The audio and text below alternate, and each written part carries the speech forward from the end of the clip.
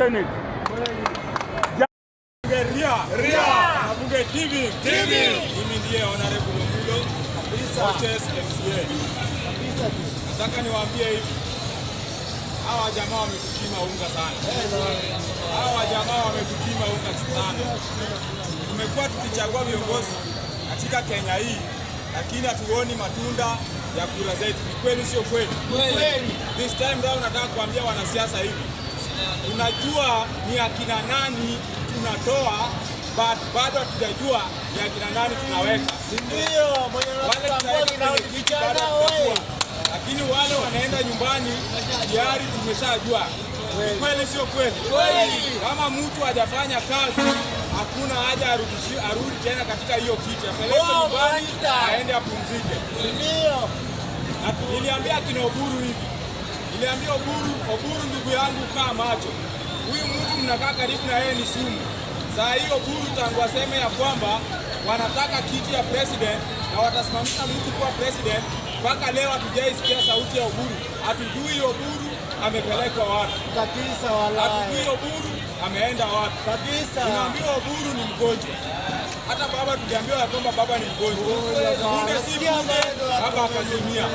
Punde si punde huyu Kasongo akapeleka baba nyumbani, na alisema huyo mtu atapeleka nyumbani aende akae huko Bondo na hata wairudi. Ni ukweli, alipeleka baba nyumbani bila kukaa kwa kiti yake ambayo alikuwa anakalia kawaida, kwa gari yake mzuri akienda nyumbani.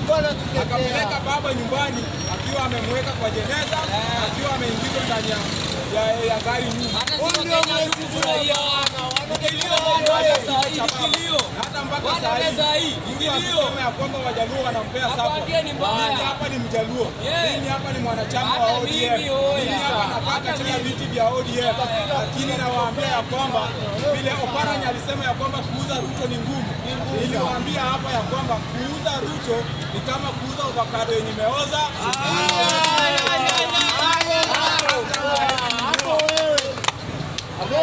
Hauwezi muuza mchana, hawezi uzika. Usiku hauwezi uza Ruto. Ruto amekuwa Kasongo, na huyo mtu tunapeleka nyumbani na taa moja, kuna kudhubutu tena.